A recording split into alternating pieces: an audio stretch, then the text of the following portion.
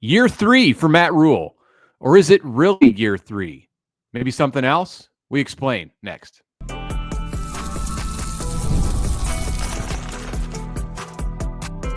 You are Locked On Nebraska, your daily Nebraska Cornhuskers podcast, part of the Locked On Podcast Network, your team every day. Hi, and thanks for making Locked On Nebraska your first listen every day. We are free and available wherever you get podcasts and on YouTube, part of the Locked On Podcast Network, your team every day. Today's episode is brought to you by FanDuel. Super Bowl 59 is here, and there's no better way to make every play more exciting than with FanDuel Sportsbook. New customers can bet just $5, and if you win, you'll score $200 in bonus bets. Download the app or head to FanDuel.com to get started. All right, welcome, everybody. Happy Friday. It's Mitch Sherman there of The Athletic. Here is Connor Happer from 1620 The Zone. We have a Mailbag Friday for you all. The questions are appreciated. They're starting to come in at more volume. We like that. And then we get to sift through all of them as we get ready for a Friday show. Yesterday, it was big day in Lincoln where Danny Busboom Kelly was introduced as the fourth volleyball coach in history.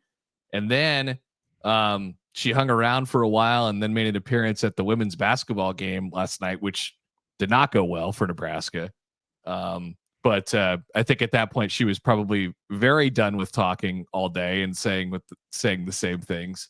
But she now gets to be the volleyball coach after all the introductions I think have been wrapped up at this point. Also, she will be there in August for the AVCA First Serve, the right. season opener. The Danny Busboom Kelly debut as Nebraska's coach will come at that very arena, not That's right. the Devaney Center.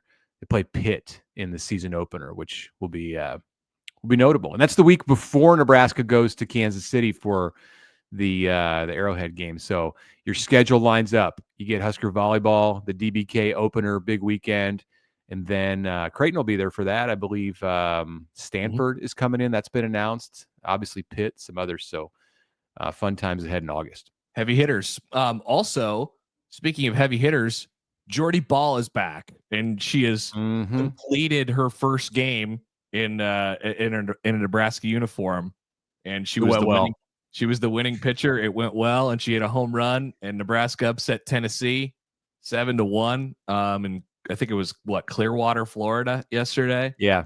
The AFCA full debut for NFCA, National Fast Pitch Coaches Association Classic in Clearwater.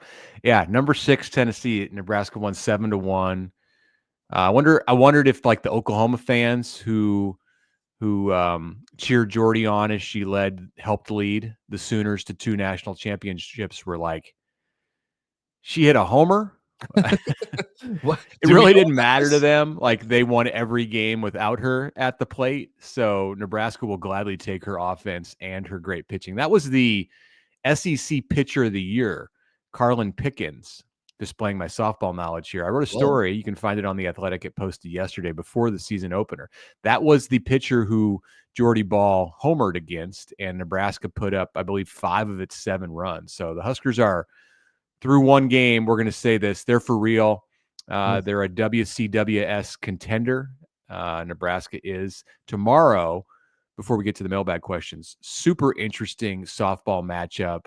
Nebraska plays a couple games today in Clearwater, and then tomorrow the Huskers will match against Texas Tech, which has a transfer in the circle of its own named Nijari Kennedy. She came from Stanford, where she was the player of the year, the college softball player of the year last year as Jordy Ball sat out with injury.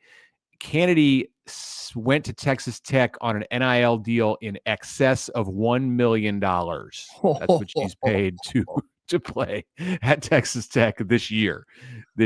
So you may have the 2 best softball players, certainly possibly the 2 best softball pitchers on the matchup tomorrow. That game is on the MLB Network on Saturday afternoon. Yeah.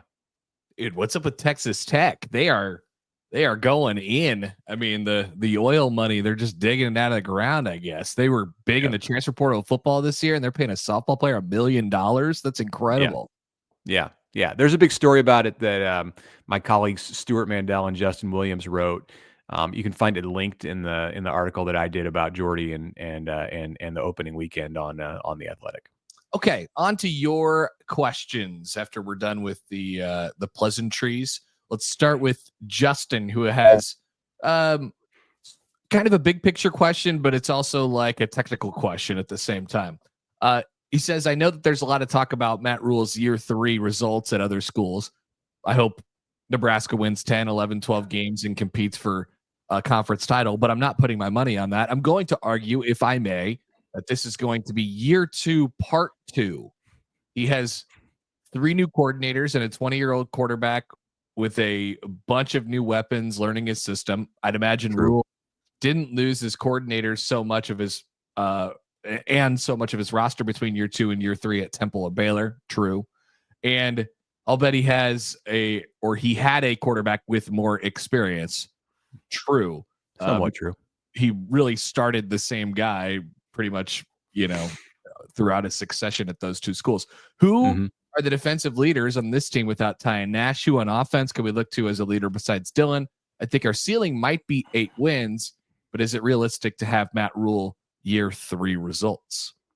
Well, it's a good question because year 3 for Matt Rhule this time around is much different than year 3 in his first 2 stops. And even if he had kept his coordinators and everything had gone well with the coordinators from the first 2 seasons, you'd still be in a completely different situation just because of what college football is today.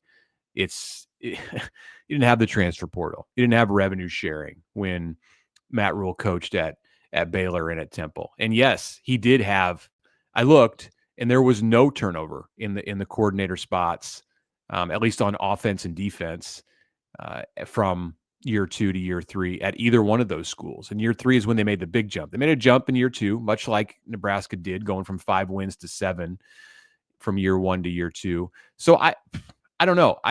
If it's all about the head coach, then maybe you can expect that kind of a year 3 jump for Matt Rhule. If it's the head coach and the program and everything around him and the entire sport that plays into that formula, then you probably have to look at this a little bit differently. We talked about how this year is almost like year 1 all over again. Not the expectations, but just the way that it's been reset. So year 2, part 2, you want to call it that? That's fine with me. Yeah, I think there's a lot of stuff, and that's laid out pretty well. Like you said, Mitch, there's like the Matt Rhule history part of this, and then there's what effect does that have? Okay, so he's got, I think he feels like he's built sequentially year 1, 2, 3, his culture and the way that they go about their business. But Justin, the question asker, is right that part of the reason that they had success and they really exploded in the 3rd year is because it was really sequential, right? They love to start young players and then just build and build and build, like on top of it, on top of it, on top of it. And what Nebraska has built here so far, it doesn't necessarily feel like it's stacked one on top of the other. It almost feels like there's an offset, like whatever analogy I'm trying to make, it's not directly up. And so it's a little different. With that being said, I think this is his best roster. So and best coaching staff. And his best coaching staff. Is it his easiest schedule? That's something that we'll dive into this summer. But I think, they should continue to go up in terms of wins, but it's not necessarily just because, he has to go from 5 to 7 to real 9. Quick. The other part of Justin's question before we spend the entire show on this, who are the leaders without Ty and Nash? I mean, I think you can look at Deshaun Singleton on defense, who's coming back. You can look at Javen Wright. Those are old guys. You can look at Marquise Buford. And they're going to be searching a little bit beyond that. You're going to have some young flavor in that too. I think with Vincent Shavers, who showed that, and you noticed him wearing a black shirt before the bowl games. That's symbolic of what he brings to the table. there are certainly some others. Elijah Judy is a guy up front who I think they're going to look to as a leader. Sear Wright is a veteran guy in the secondary back for his second season. So, and then you have new players who I think will be leaders too. I think Marcus Watson Trent, the transfer from Georgia Southern, with all that he's accomplished at the college level, has a chance to be a leader. On the offensive side, yeah, I mean, they want Dylan to be that guy, and then there's Emmett Johnson, who's a veteran in the backfield. You have some leadership, I think, that Nebraska is going to get from Heinrich Harburg playing the tight end spot. Some older players on the offensive line. So we'll see as the offseason plays out. One more quick one here before we take our first break. Andrew, I'm really curious to hear your takes about Matt Rhule's seemingly new habit of pointing his middle and index fingers in photos after puzzling it over for a while. Don't think about it too much, guys. I've come up with a few theories. Could it be a reference to the "What's Next" mantra? If you squint your eyes and turn your head a little, it kind of looks like the outline of the state of Nebraska.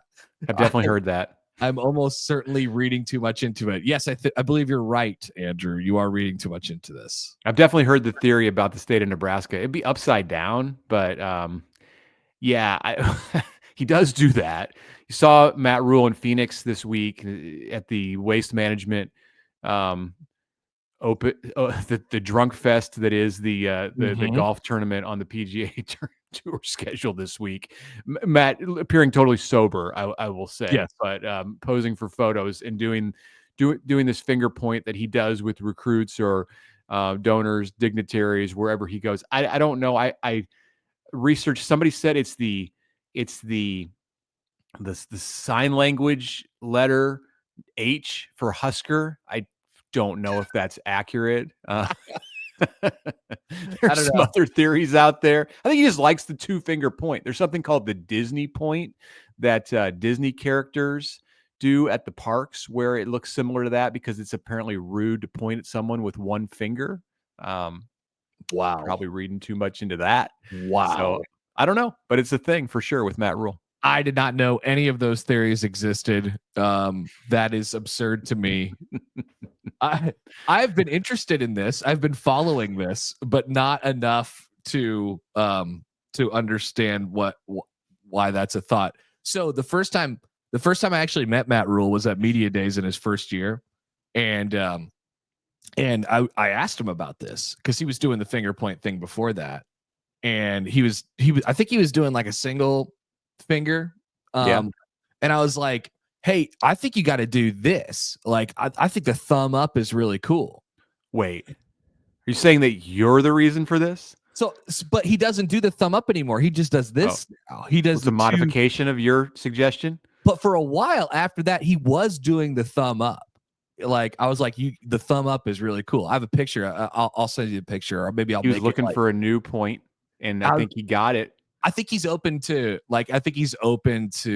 communication on it. Like that's kind of the point here.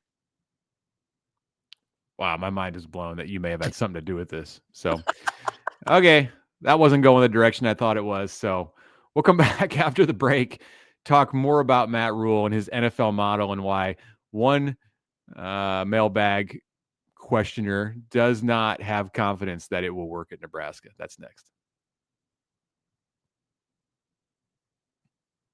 But first, a word from our friends from Prize Picks. Prize Picks is America's #1 daily fantasy sports app with more than 5 million active members. You got to join the party. It's the easiest and most exciting way to play daily fantasy sports. All you do is pick more or less on a 2 to 6 player stat projection and watch the winnings roll in. Right now, you can win up to 100 times your money on Prize Picks with as little as 4 correct picks. Prize Picks is the only real money daily fantasy platform with an injury insurance policy, so you can stay in play even if one of your players gets hurt. So here's how it works. It's very, very simple. Pick a player, look them up. This week, you look at the board for the big game, whether it's Patrick Mahomes over passing yards, Saquon Barkley rushing yards or rushing touchdowns, whatever it might be. You see the number on Prize Picks and you pick more or less. It's that easy. Set your lineup, make your picks, sit back and wait to count your winnings. Download the Prize Picks app today. Use the code LOCKEDONCollege. You get $50 instantly when you play $5. That's code Locked On College on Prize Picks. $50 instantly when you play 5. You don't even need to win to get the bonus. It is guaranteed. Head to Prize Picks. Run your game.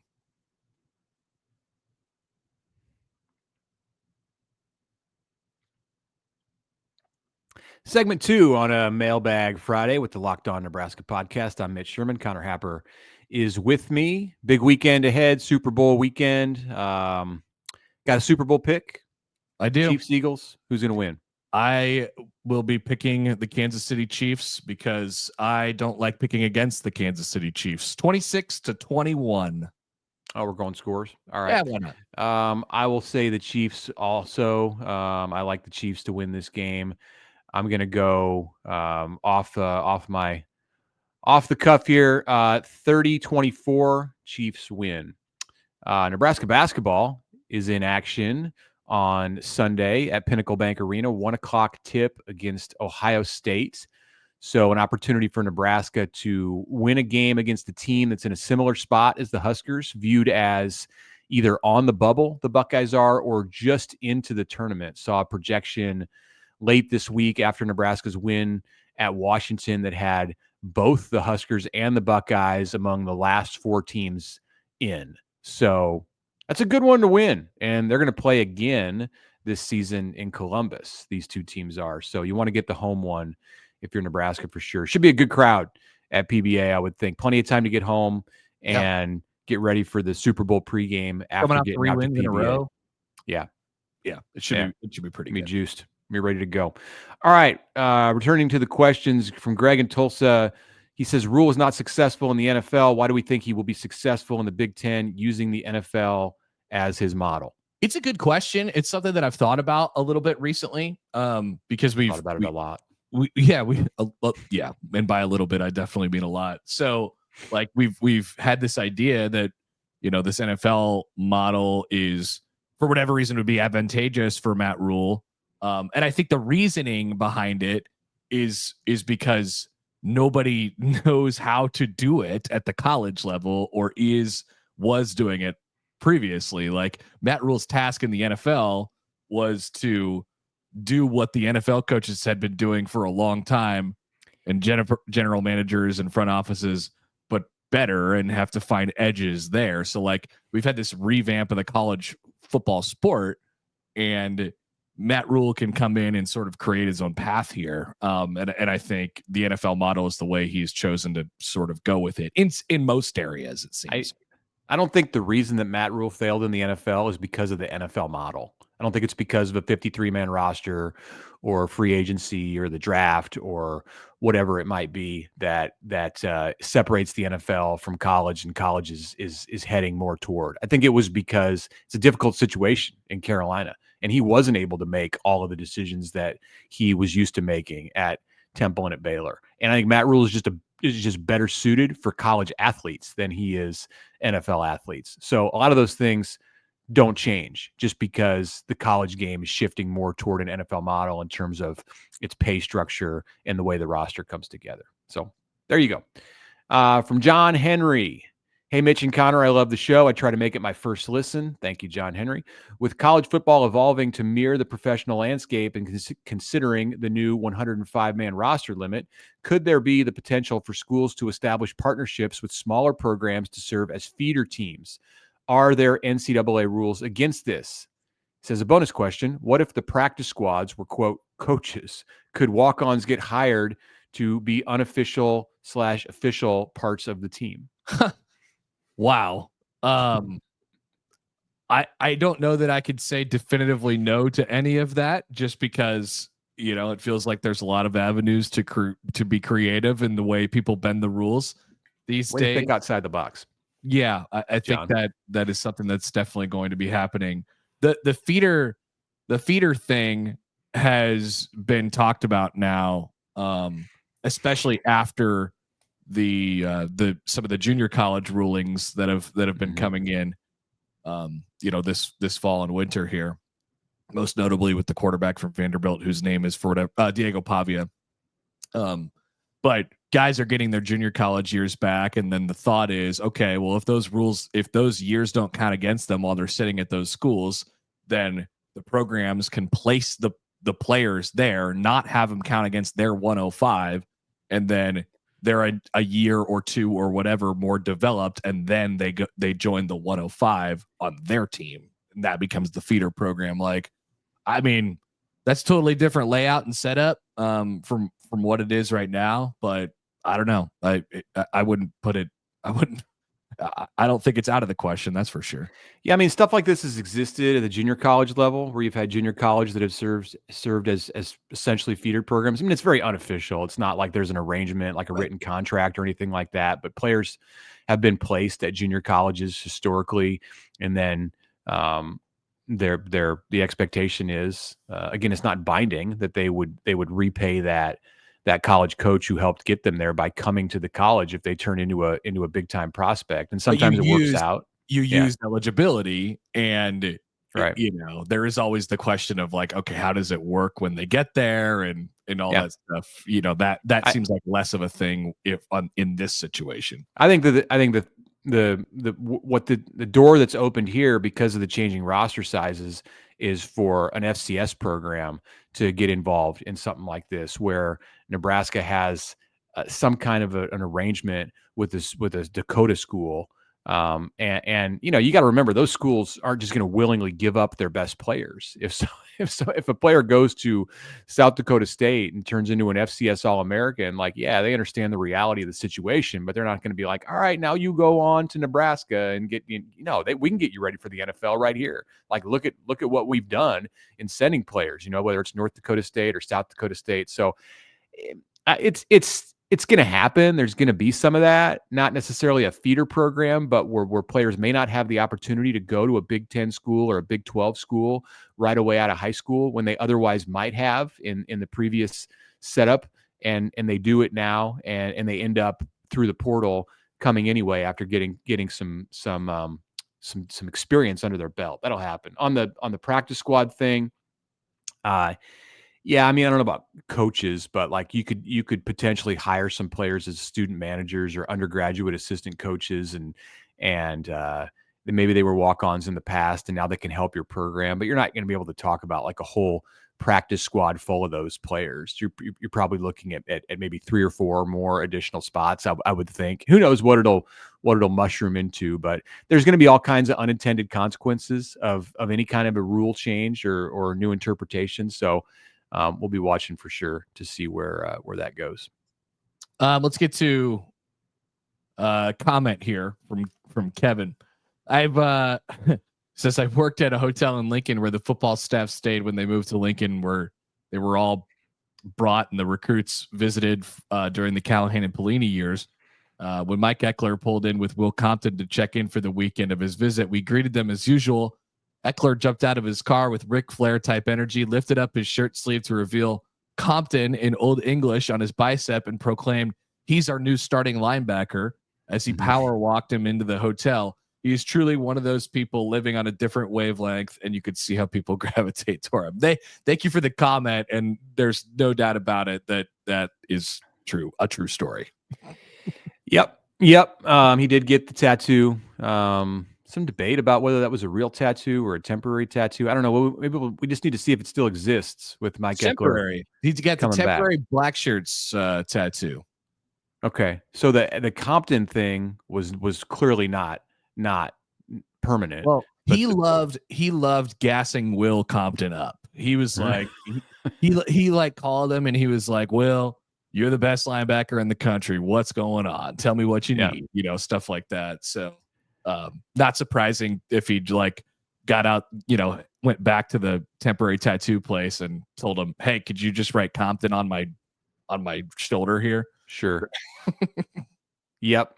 Could definitely see young Mike Ekeler or now 50-something-year-old Mike Ekeler doing something like that. All right. When we come back, more about Nebraska's new special teams coordinator. That's next. But first, I'm going to be the one here to tell you about FanDuel. Super Bowl 59 is here. You got one game, 2 teams, endless possibilities, and there's no better way to make every play more exciting than with the FanDuel Sportsbook. Whether it's predicting the first touchdown, calling out the MVP, even betting on the coin toss, FanDuel makes it easy to get in the action. With live betting all game long, you can adjust your bets as the game unfolds and feel the thrill from kickoff to the final whistle. The live betting feature lets you stay involved no matter what's happening on the field. The app is super easy to navigate. Plus, knowing that you can place a $5 bet and potentially win $200 in bonus bets for the Super Bowl, that is icing on the cake. Get out there, check it out, get on FanDuel, look at all the props, look at the game bets. No better time than to get busy with FanDuel than right now ahead of the Super Bowl. Download the app, head to FanDuel.com to get started. Bet just $5, and if you win, you'll score $200 in bonus bets. That's FanDuel.com. Bet with FanDuel, official partner of Super Bowl 59.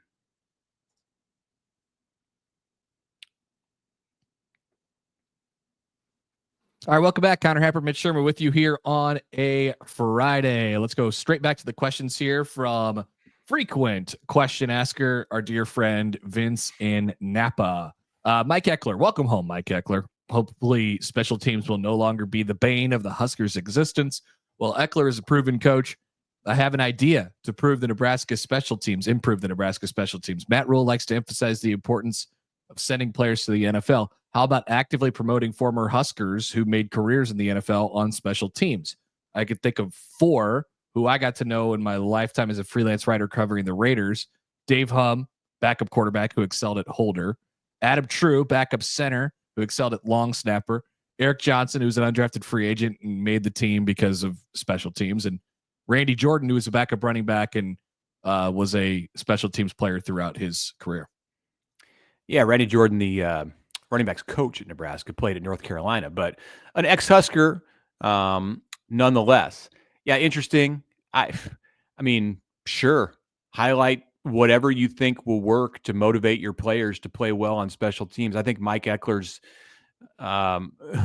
message to the Nebraska players in meetings, in practice, outside of practice, when he sees them on the streets of Lincoln, is going to be plenty to motivate these guys to go out and do things in special teams. But yeah, I mean, if part of what you need to show them is that this is quite a list. I mean, there are multiple players within one NFL organization, as Vince tells us, from Nebraska or with ties to Nebraska, who made careers out of playing in the NFL because they excelled at special teams.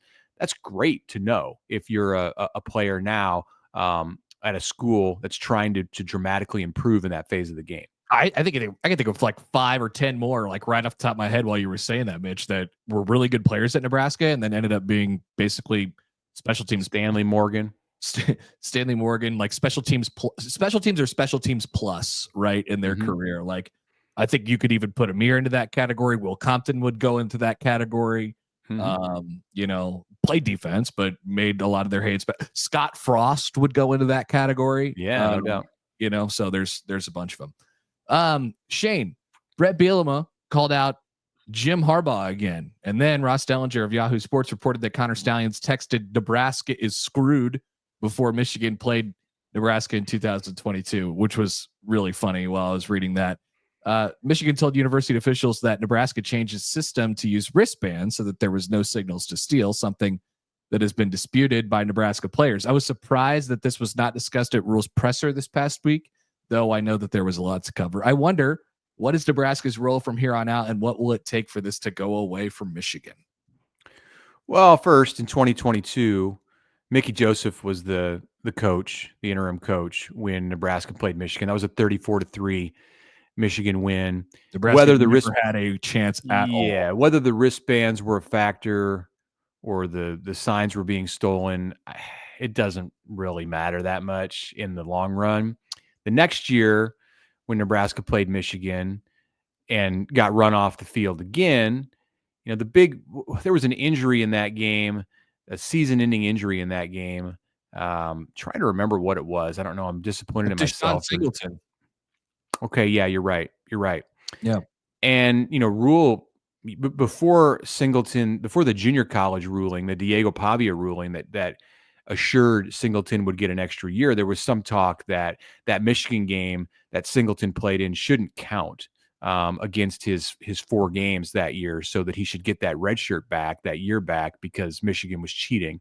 Okay, yeah, I mean, seems as legit as anything. I mean, this is something that like has been on Rhule's radar, but you're right, Shane. There was a ton to cover with Rhule last Saturday. And this was pretty far, I think, down the list of things that were going to get brought up. If we had been in the room with him for another 30 minutes, it probably wouldn't have gotten to that. I think this is a Michigan issue. Like, this is a Harbaugh issue, and he's gone. And it's a Michigan issue and a Sharon Moore issue, and their athletic department can deal with it. There's nothing that you can do to turn those games into wins that Michigan may have had an extra advantage in. So I don't know what Nebraska's role is going forward. Yeah, I don't think Nebraska has a role going forward other than Matt Rhule occasionally making fun of it or, poking at it from time to time, which will happen. For Michigan, like, it ain't going away because they're fighting it. Like, they are like, no, we're not going to take this. We think we have a good argument, which I'm not sure that they do, but this is not going away for Michigan. That's for sure. And then one final question before we get out of here from John. Hey guys, love the show. Last week you talked about whether 9-3 is good enough now because it might get you into the playoffs. What I'm wondering is, could a quality bowl win generate more postseason momentum than getting blown out in the playoffs? Oh, the classic, would you rather get smacked around in the NCAA tournament or win the NIT question? Indiana had a lot of hype going in, but are they still riding that wave after looking like they didn't have a chance in that game? Short answer for me is yes, by the way. Yeah, your answer is yes, you want to get into the CFP. That's correct. I agree in just about every case. It's hard to think of a case where it would be better to not make the CFP than it would be to make it and have an early exit. It is deflating, I'd say, to have an excellent season, whether it's 9-3 or 11-1, and then play on like December 18th and have it all be over. And it's like, what happened to the postseason experience? This is the new college football. This is what you have to get used to. While historically, and when these coaches who were out there, when they played and when the players' dads played, like, if you had a great season, you're rewarded by getting an opportunity to be on the field around New Year's. And that was just something that was expected in college football. And it's not the case anymore unless you can win a couple games in the CFP, or you miss the CFP altogether, which is a disappointment if you're a big time program and you have a good team. And then you do get the consolation prize like the NIT, and that might be the Pinstripe Bowl or the the Gator Bowl, whatever. I don't know. Any bowl. Any bowl. Yeah, the Duke's Mayo Bowl. Thank you for coming up with one that's a good sponsor. I'm with you. I don't see a whole lot of value in picking a place where you don't have a chance to compete for a national championship. Although you could argue that you don't have a chance to compete for a national championship if you're SMU in the playoff at Penn State in the first round. But I whatever, you're there. Like, think about it. The big dance. Indiana can, hang a banner in their stadium if they want to. For sure. Like, Indiana's got all kinds of cred that it didn't have. Indiana can bring those players back in 15 years and say, we're bringing back the college football playoff team. Like, you're not going to bring back the Pop-Tarts Bowl champion team. That'd be probably pretty good for Indiana's history. But like, it means something more when you go to the college football playoff. It was a magical season that they had. And yeah, absolutely, you want to be in the dance. I think there is a little something to the momentum, piece. But I mean, how often do we talk about now in college football? I mean, we just went through it with Nebraska, how little the bowl game means in the context of next year. Yeah. Even coaches refer to it as like, hey, it's the first game of 2025, but like, they know that they're going to have a completely different roster. Nebraska knew that it was going to have a very different coaching staff. So like, it's just go to the playoff. That's all. When Indiana goes to, sorry, I was just looking at the text you sent me of the photo with you and Matt Rhule. You like that? Yeah. When Indiana goes to Big Ten Media Days in July, if it's 2024 college football playoff participant Indiana is on stage right now. What if that was 2024 ReliaQuest Bowl champion Indiana is on stage right now. Which one of those carries more weight? You tell me. I don't care that they lost to Notre Dame by 18 points or whatever. But that's the other thing too. They actually kind of played competitively with Notre Dame comparatively to some of the other college football playoff games. Even if they didn't. Right. Yeah. All right. Thank you for your questions this week. We appreciate it. We're not planning on a podcast this weekend unless something earth-shattering happens. So I don't know. Maybe cross your fingers for no pod this weekend. Thank you for making Locked On Nebraska your first listen today. For your second listen, check out Locked On Big Ten, where Craig puts the Big Ten first. Find Locked On Big Ten on YouTube or wherever you get your podcasts.